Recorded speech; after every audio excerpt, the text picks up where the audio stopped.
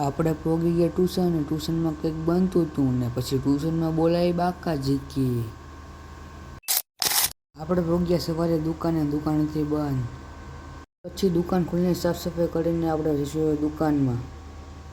આ છે અમારી દુકાન. ઉપર હોતી રમાપીની ઊભી. આપણે આવીએ ગામમાં આટો મારવાની. સામે ફ્રૂટવાળાની પણ દુકાન છે જો ગાઈસ, અને સામે ભજીયાવાળાની પણ દુકાન છે. તમારે ભજીયા ખાવા હોય તો આવતા રહેજો રાણપુરમાં. આપણે આટો મારીને આવતા રહીએ દુકાને.